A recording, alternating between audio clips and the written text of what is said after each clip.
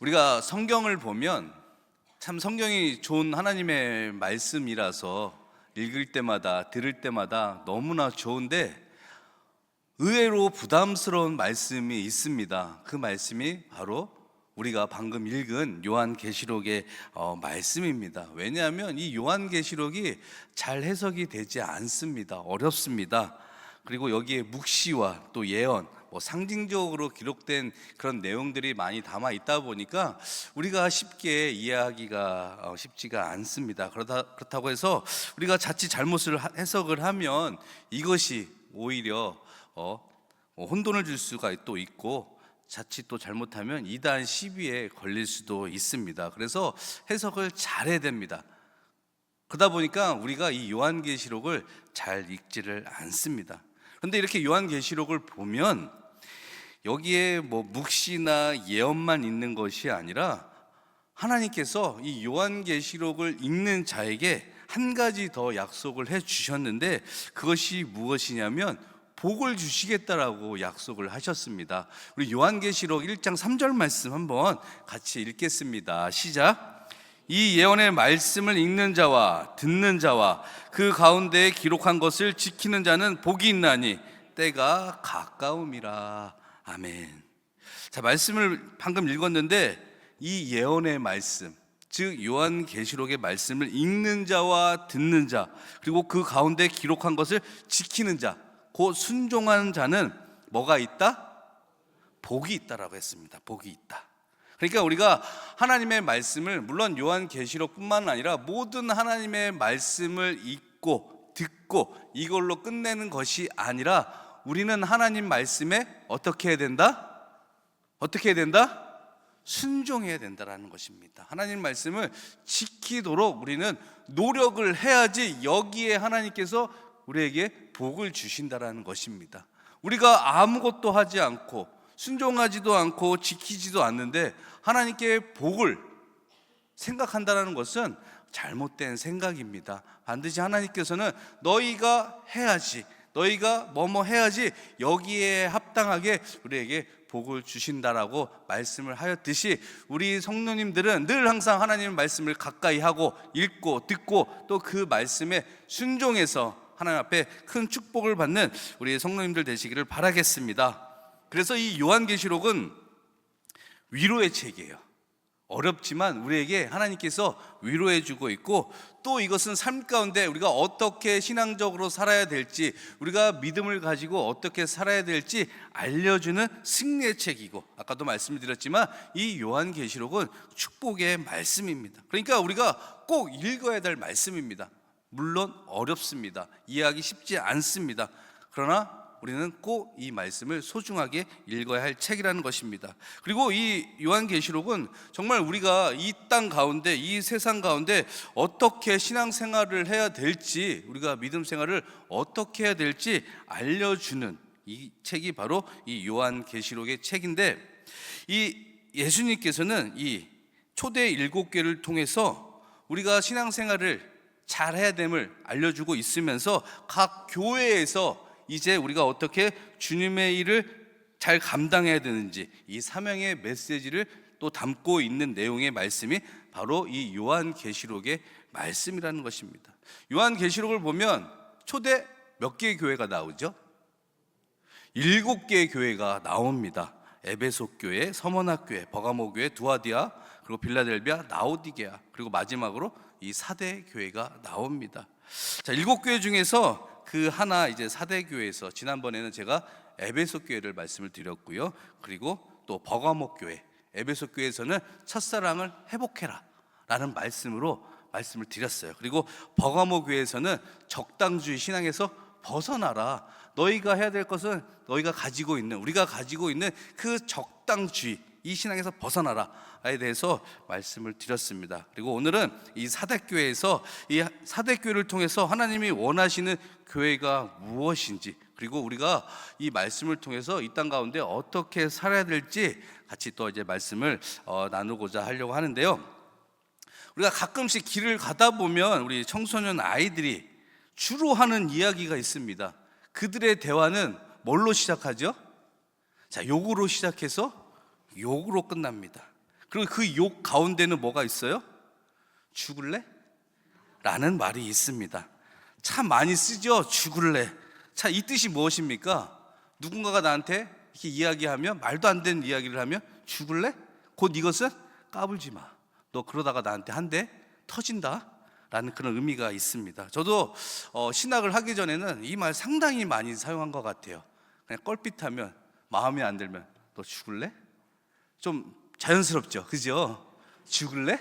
막 이런 말을 자주 사용했는데, 이제는 점점점 나이가 하나씩 이제 먹게 되고 또 이렇게 신학을 하다 보니까 이제는 어떤 말을 사용하게 되냐면 죽을래가 아니라 죽겠다, 죽겠다라는 말을 아주 자주 사용합니다. 죽겠다, 그죠? 이건 저뿐만 아니라 아마 여기에 계신 모든 분들이 죽겠다라는 말을 그냥 어느 때는 아무 생각 없이 이렇게 사용할 때가 있습니다. 힘들면 힘들어? 사용 안 하시나 봐요. 힘들어 죽겠다. 날씨 덥잖아요, 그죠? 더우면 더워 죽겠다. 추우면 추워 죽겠다. 힘들면 힘들어 죽겠다. 우리가 이렇게 죽겠다라는 말을 잘 사용하는데, 이 죽겠다라는 의미가 또 있어요. 우리가 사용을 하지만 일이 뭔가 잘 안 풀릴 때, 뭔가 내 마음대로 뜻대로 되지 않을 때 우리가 이 죽겠다라는 단어를 생각보다 나도 모르게 사용할 때가 너무나 많습니다. 물론 이 말 그대로 죽고 싶어서 그런 건 아니지만 그냥 나오는 거예요. 근데 우리가 이렇게 말을 사용하면서 늘 항상 기억해야 될 것은 무엇이냐면, 말에는 뭐가 있다? 권세가 있다. 말에는 권세가 있다라는 거예요. 그러니까 말하면 말하는 대로 이루어지는 그 권세가 있다라는 거예요. 그럼 죽겠다 하면 나도 모르게 죽게 되는 거예요. 그래서 우리는 늘 항상 말을 이제는 조심할 필요가 있다. 그럼 이제 어떻게 사용해야 돼요? 죽겠다가 아니라 살겠다. 물론 이제 네? 죽게 있네. 죽겠다를 죽게 있네. 무슨 뜻인지 아시겠죠? 죽게 있네. 모든 것이 죽게 있습니다 라는 표현을 우리가 말씀하셨는데, 우리가 뭐 살겠다라는 뿐만 아니라 늘 항상 감사하는 마음을 가진다라고 하면 이제는 우리가 죽겠다라는 표현보다 늘 항상 감사의 입술이 저는 된다라고 생각이 듭니다. 그래서 우리가 이렇게 말의 권세가 있다라고 하는데, 죽겠다 이런 말을 사용했어요. 그러다가 정말 죽으면 안 되겠죠. 근데 여러분들, 이 죽음에 대해서 생각해 보신 적이 있습니까? 죽음에 대해서. 죽음 참 무서운 것 같기도 합니다. 이 죽음 하니까 예전에 저 어렸을 때 이런 생각이 나는데, 저에게는 이제 형이 하나가 있습니다. 이제 국민학교죠. 지금 초등학교인데, 들어가기 전에 이제 형하고 놀면, 남자 둘이 놀면 얼마나 싸우겠어요. 티격받고 티격태격 싸우고 뭐 또 삐질 때가 있고 또 이렇게 화날 때가 있는데, 그럴 때 제가 뭐 삐지거나 화가 나면 하는 게 죽겠다. 이 죽음에 대해서 어떻게 표현을 했냐면 이불을 뒤집었었어요. 그러니까 제 어렸을 때 생각은 이불을 뒤집었으면 그게 죽음으로 생각을 했어요. 그게 참 어리석은 생각이긴 하지만 저는 이게 죽음이라고 생각을 했습니다. 그러니까 우리가 이 죽음에 대해서, 우리 믿는 자들도 죽음에 대해서 지금은 당당하게 이야기를 한다라고 하지만, 막상 우리에게 이런 죽음이 다가온다라고 하면 분명 여기에 대해서는 두렵고 떨리는 아마 그런 마음이 있을 것입니다. 그럼에도 불구하고 이제 우리가 계속해서 이 죽음 앞에서 담대하게 가져야 할 것은 무엇이냐면, 우리가 이제 두려움을 이겨낼 것은 무엇이냐면, 그것은 무엇입니까? 죽음 이후에 뭐가 있다? 죽음 이후에는, 맞습니다, 천국이 있기 때문에 우리가 죽음 앞에서 두려워할 필요가 없어요. 그런데 어느 분들은 신앙생활을 열심히 오래 하면서도 그 죽음 앞에 두려움을 가진 분들이 있더라는 겁니다. 천국의 소망을 우리 예수님께서, 하나님께서 주셨음에도 불구하고 죽음 앞에서 그 소망을 누리지 못하고 여전히 불안하고 두렵고 떨리는 그런 모습들이 있다라는 것입니다. 그러나 우리가 그 죽음 앞에서 두려워할 필요가 없습니다. 왜냐하면 우리에게는 죽음 이후에 영원한 생명, 하나님께서 우리에게 마련해 주신 천국이 있기 때문에 우리는 결코 죽음 앞에서 두려워할 필요가 없다라는 것입니다. 그래서 이 사도 요한은 요한일서 5장 13절 말씀에 이렇게 말씀을 했습니다. 우리 같이 읽겠습니다. 시작. 내가 하나님의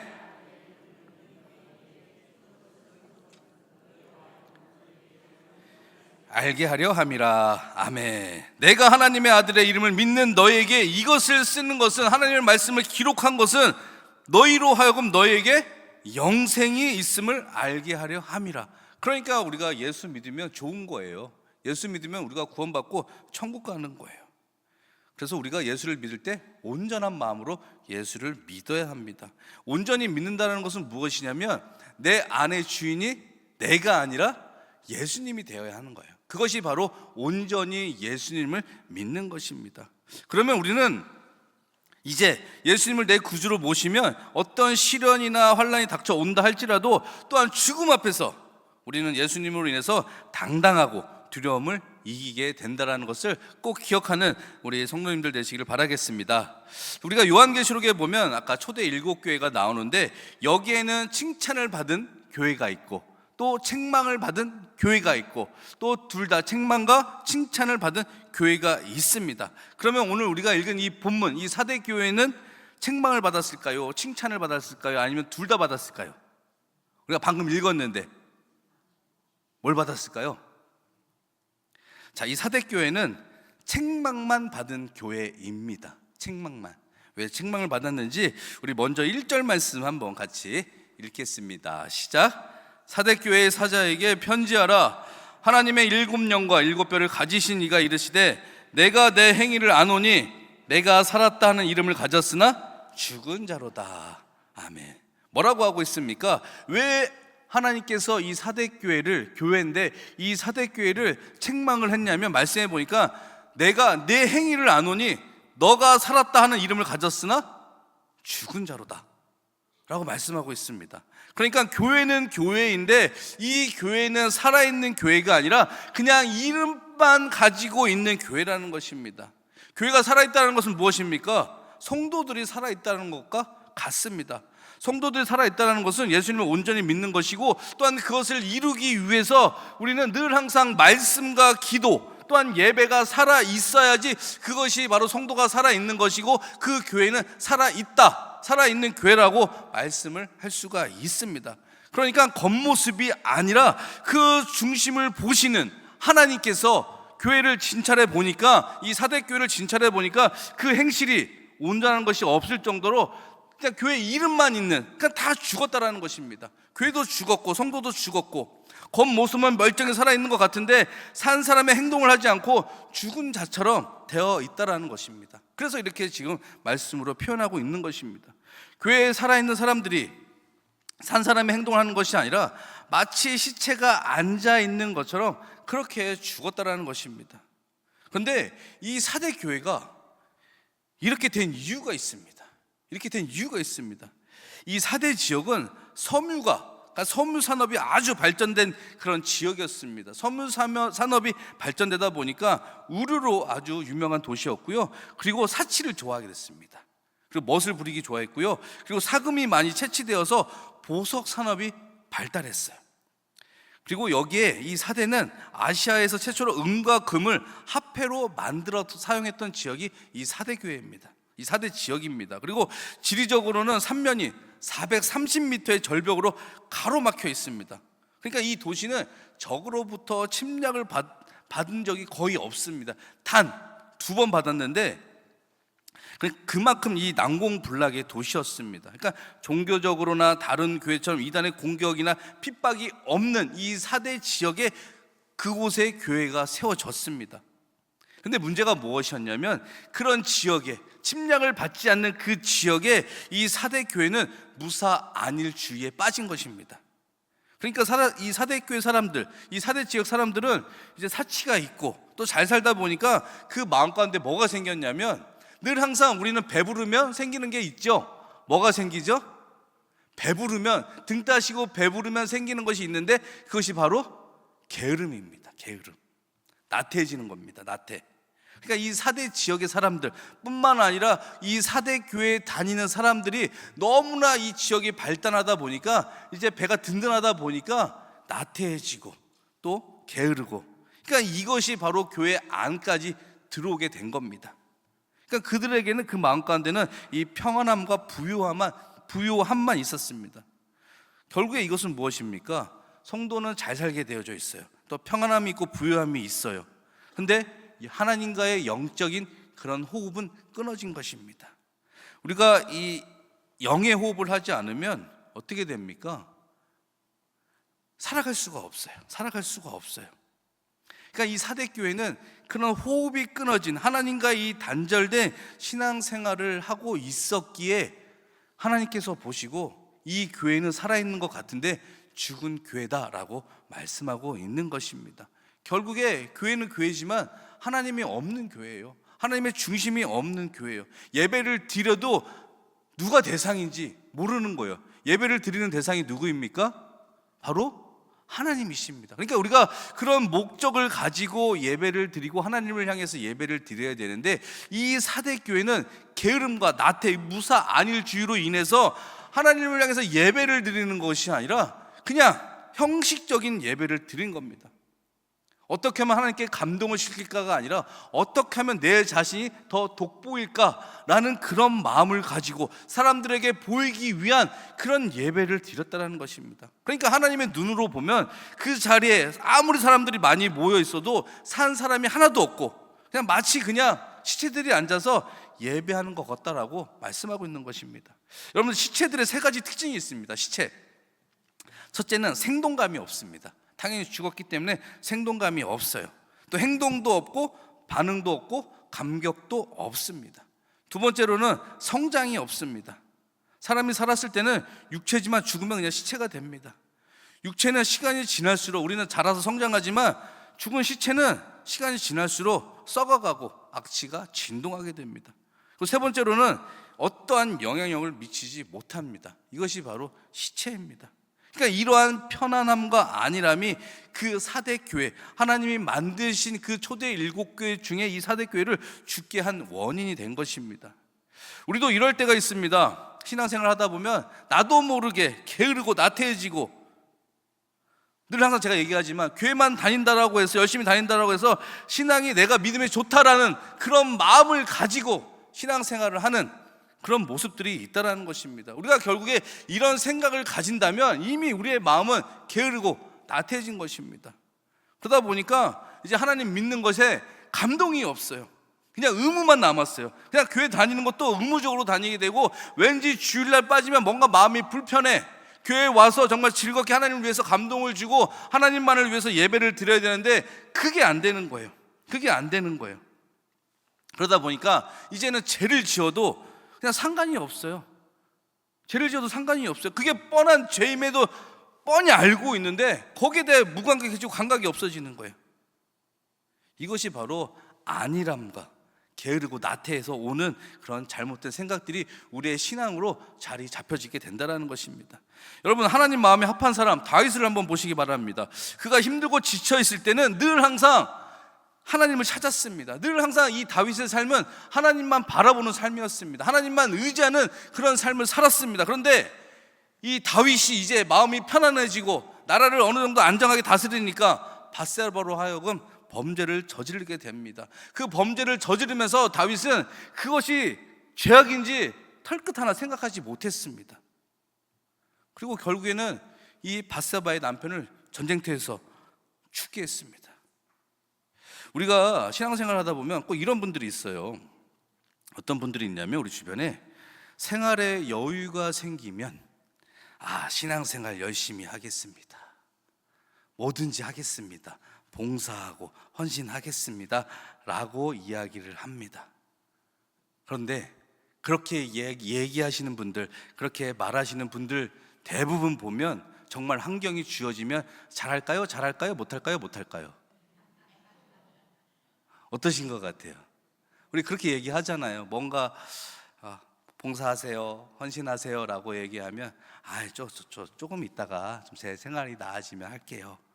그런데 실질적으로 보면 잘 못합니다. 더 못하는 것 같습니다. 그러니까 대부분의 사람들은 편하면 편할수록 신앙생활을 잘할 것 같지만 의외로 생각보다 잘 못합니다.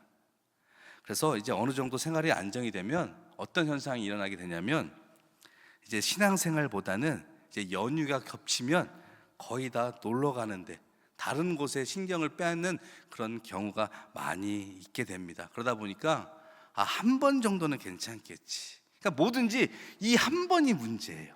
한 번이. 죄를 져도 이 한 번이 문제야. 그 한 번. 처음에 질 때는 막 두려워요. 이거 어떡하지? 큰일 났다라고 생각하지만 그 한 번을 짓고 나서는 그 다음부터는 감각이 없어요. 교회도 마찬가지죠. 한 번 빠질 때는 어떡하지? 빠지면 안 되는데 한 번 빠지면 그 다음부터는 뭐 별거 없네.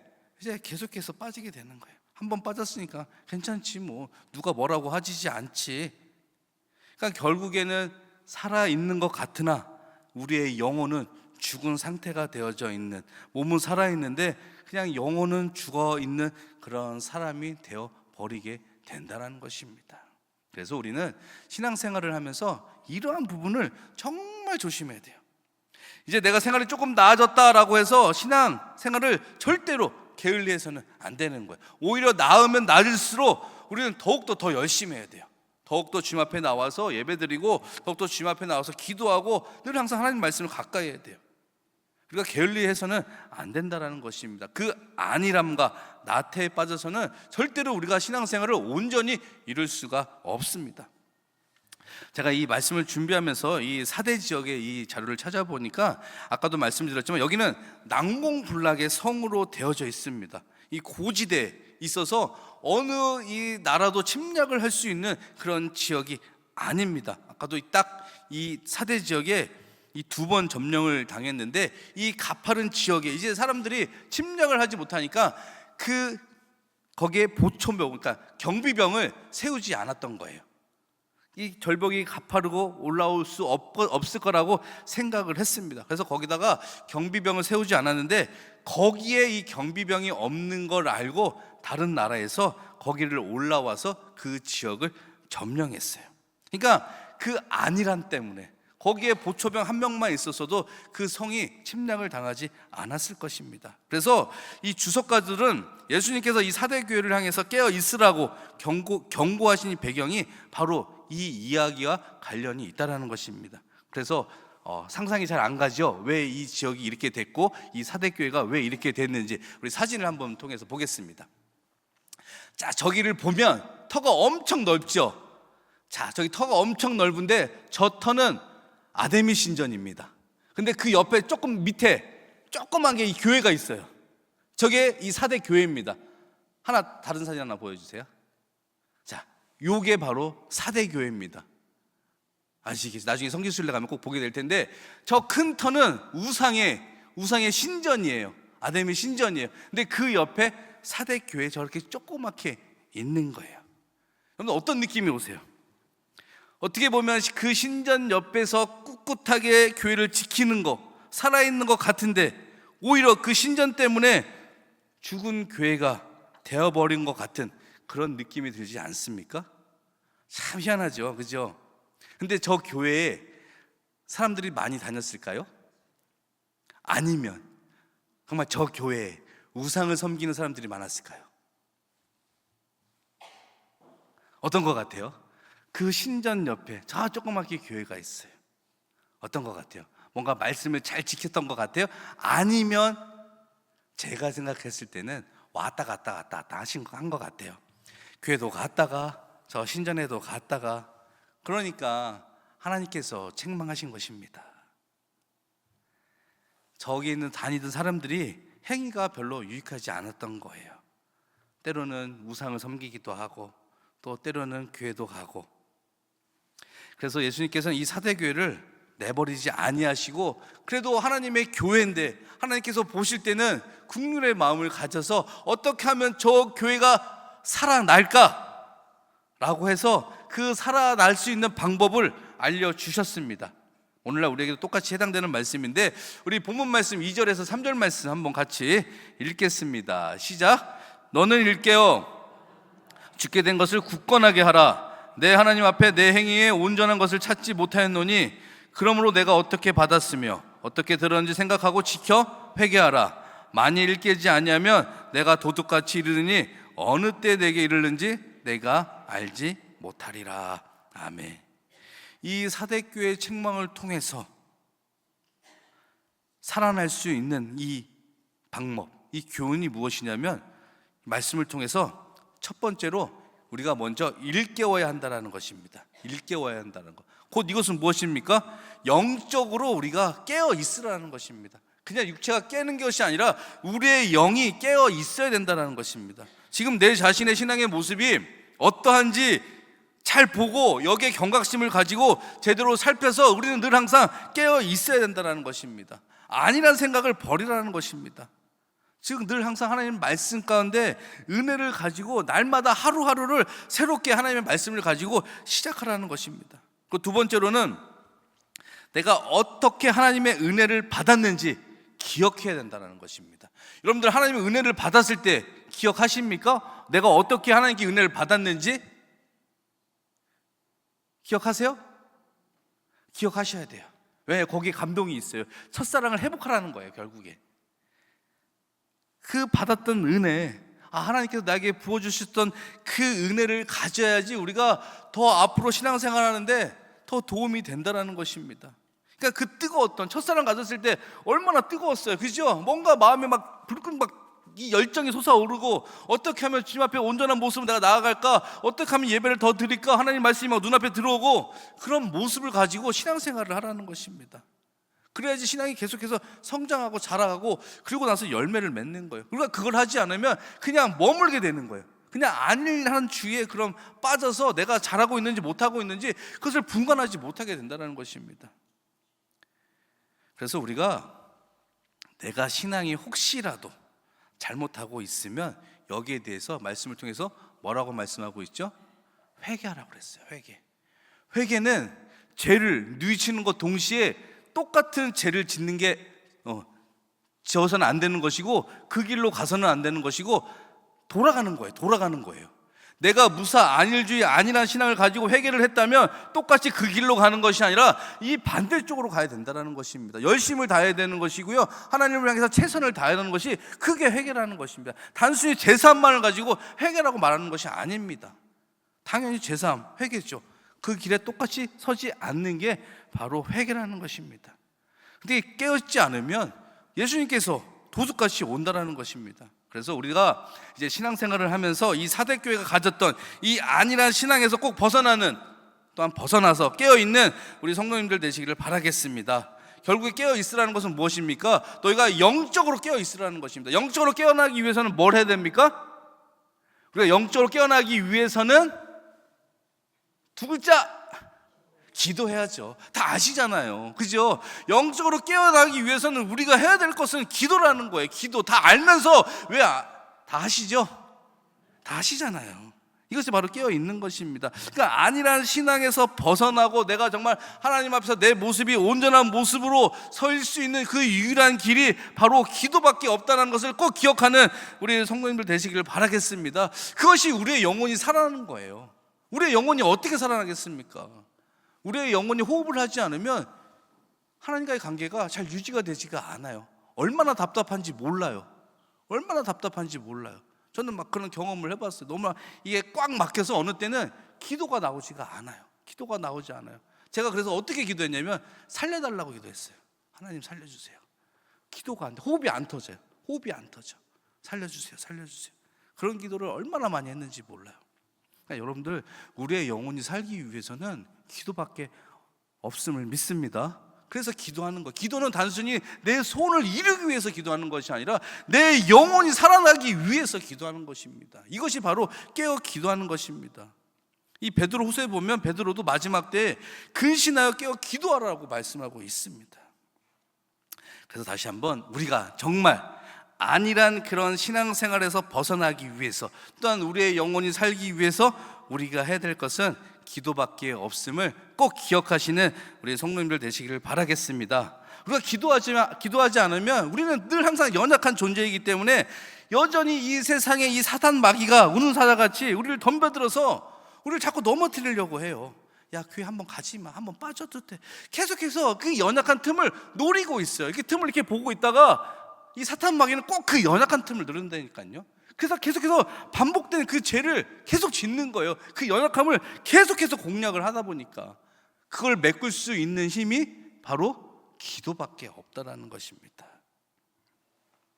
그래서 늘 항상 이 성경에 보면 늘 항상 기도하라라고 말씀하고 있습니다. 다윗도 사울 왕에게 늘 항상 쫓기는 그런 인생을 살았을 때 그가 뭐라고 고백을 했냐면, 내가 새벽에 깨우리로다. 곧 이것은 무엇입니까?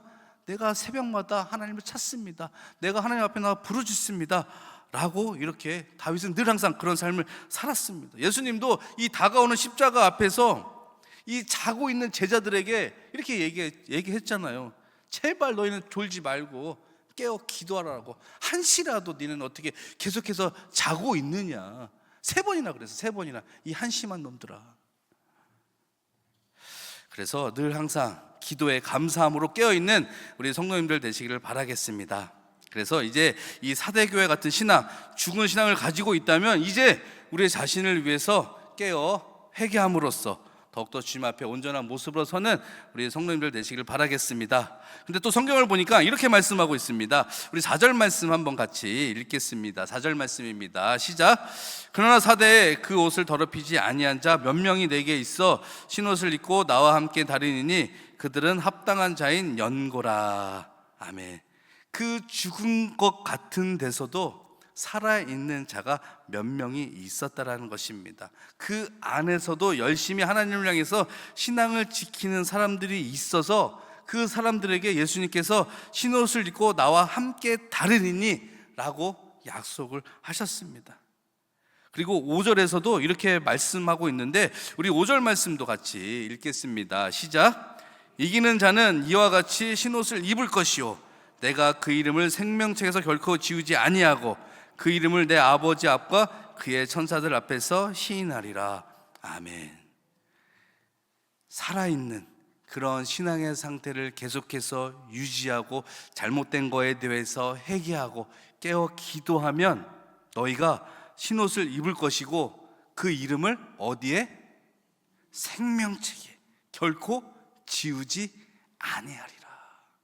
이 사대교회를 통해서 우리에게 무사 안일주의에 빠져 있는 이 안일함, 게으르고 나태한 그 신앙 속에 있는 이 사대교회에게, 또한 그 속에 속해서 열심히 하는 사람들에게, 또한 우리에게 지금 말씀하고 있는 것입니다. 너희가 지켜 깨어 기도하고 그 신앙을 지키면 네 이름을 생명책에 결코 지우지 아니하리라. 그리고 너의 이름을 내 아버지 앞과, 내 아버지는 하나님이죠. 예수님께서 하나님 앞에서, 앞과 그의 천사들 앞에서 시인하리라 말씀하겠다라는 거예요. 이렇게 예수님께서 약속을 했습니다. 그래서 이제 우리가 해야 될 것은 무엇입니까?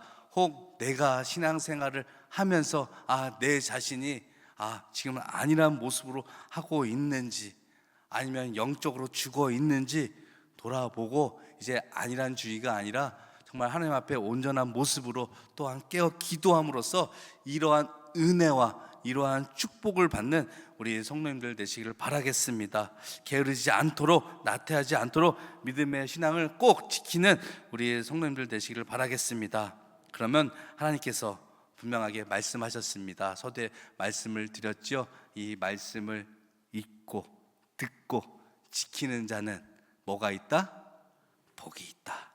꼭 이렇게 하나님께 큰 축복을 받는 우리 성도님들 되시기를 바라겠습니다. 이제 다 같이 모여서 깨어 기도하는 교회, 또 늘 항상 하나님 앞에서 건강하게 튼튼히 서가는 우리 성도님들, 우리 정읍 선교교회가 되고 또 하나님께 칭찬받는 교회가 되기를 우리 소망합니다.